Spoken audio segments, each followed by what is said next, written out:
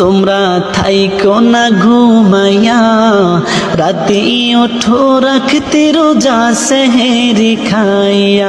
দেখো রমজানের চাঁদ উঠেছে পয়গামের পিনিয়া, দেখো রমজানের চাঁদ উঠেছে পয়গামের পিনিয়া। রাতে ওঠো রাখতে রোজা সেহেরি খাইয়া। কলিজাতে কামড় মারবে, পাঁজরের হাড় ভেঙে ফেলবে, বেনামাজি সইবে বলো কে মনে সাপে। কাটিবে রে গুরজো মারবে রে কঠিন আযাব হইবে শোনো, বেনামাজির কবরে সাপে। কাটিবে রে গুরজো মারবে রে কঠিন। ইন্না আ'তাইনাকাল কাউসার।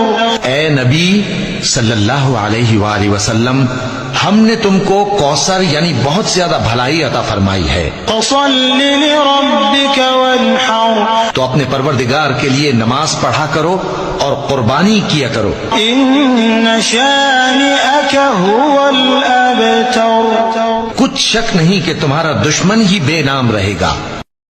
আমার আল্লাহ বলে এই জমিনটা আমি পুরা তামা বানা দিব। এই জমিনের মধ্যে যত পানি আছে পানিগুলো আমি আল্লাহ পুরা ছাই বানা দিব।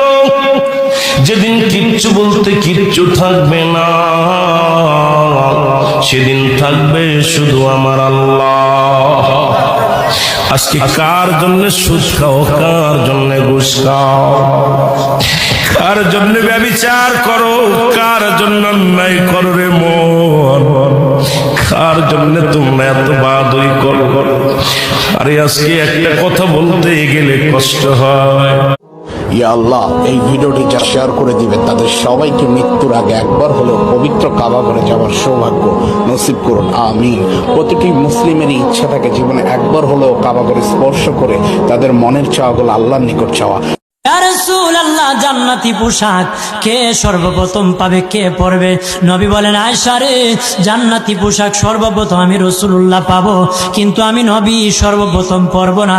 সর্বপ্রথম ইব্রাহিম খলিলুল্লাহকে জান্নাতি পোশাক পরানো হবে। কেন জানুনি?